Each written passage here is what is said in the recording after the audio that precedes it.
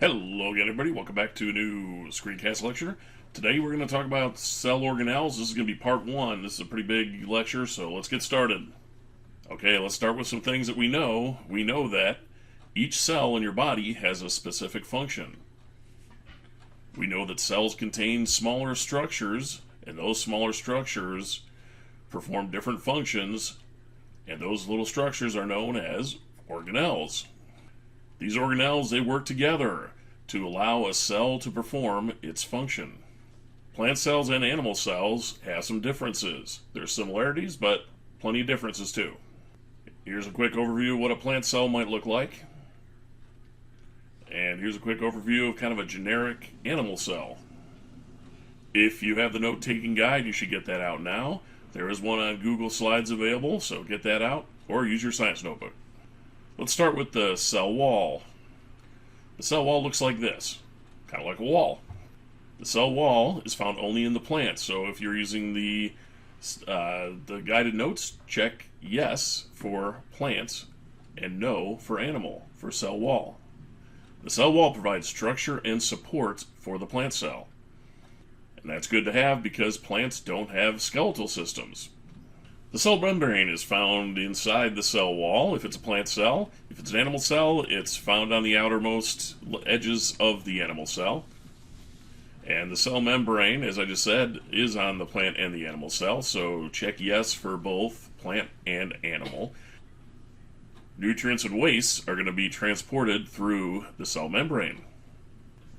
It's a protective layer around the cell. It allows nutrients to move in and allows wastes to leave the cell.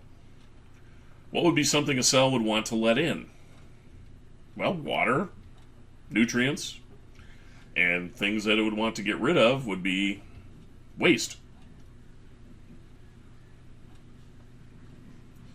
And here you see a cartoon image of that cell membrane, letting good things in, keeping bad things out. Cytoplasm. Cytoplasm looks like this, and is found in both plant and animal cells. It's a gelatin-like substance that fills the cell. It helps the cell maintain or to change its shape. Nucleus. Here you see a microscope picture of the nucleus, the large red sphere. Nucleus are going to be found in plant and animal cells.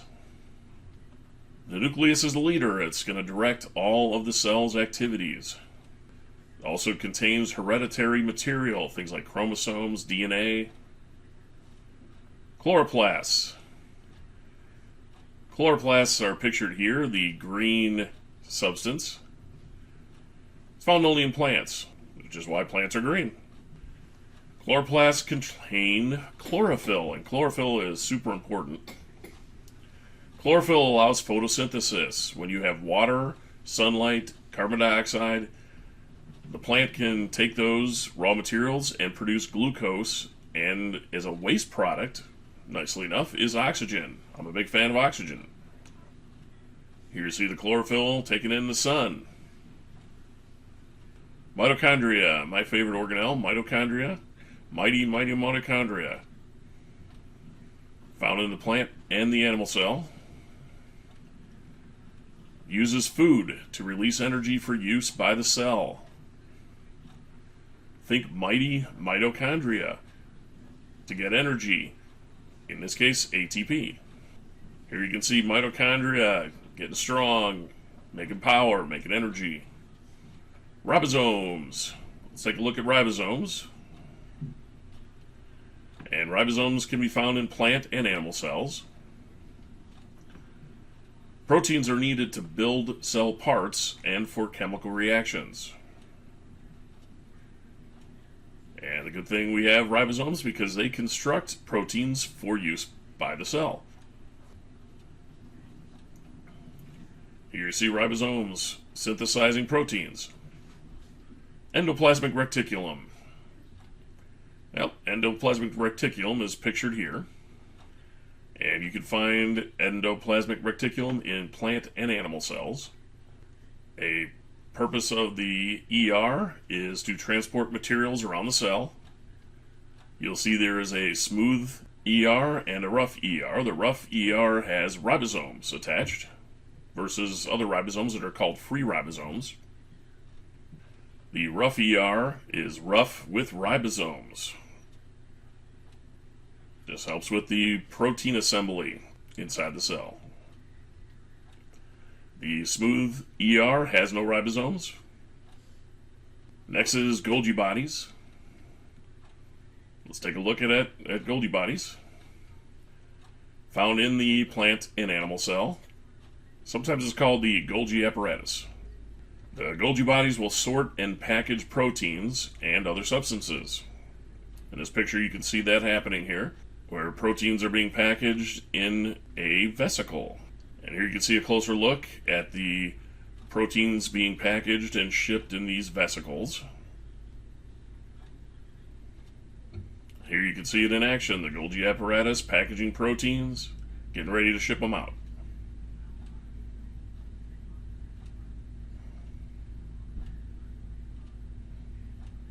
Why would some materials be packaged and removed from the cell? What would be the purpose of that? Well, some materials are removed from a cell because they're waste products. The cell doesn't want them anymore. Another good reason to do this would be that there's extra materials, extra nutrients and resources, and those can be shipped out and used by other cells. An example of materials packaged and shipped out of the cell to be used by other cells could be digestive enzymes. And it's important that the Golgi bodies package these digestive enzymes in a protective membrane. Why? Well, if you think about it, digestive enzymes, what do you think they do? Well, they digest. So it prevents those digestive enzymes, those digestive chemicals, from digesting the cell itself. Obviously, that would be bad. Lysosomes. Here's a look at lysosomes. Now, lysosomes are found primarily in animal cells. For our purposes, we'll just go with lysosomes are found in animal cells. And the purpose of the lysosome is to break down and recycle worn-out cell parts and materials. Animal cells contain lysosomes. Some plants may contain lysosomes, but again, for our purposes, let's just go with animal cells have lysosomes. Here we see lysosomes in action, digesting and recycling damaged parts. Vacuoles. Let's take a look at vacuoles. Vacuoles are found in the plant and the animal cell both. They are temporary storage in the cell. A vacuole may store water, may store waste, food, other cell materials. Plant cells have a large vacuole compared to animal cells.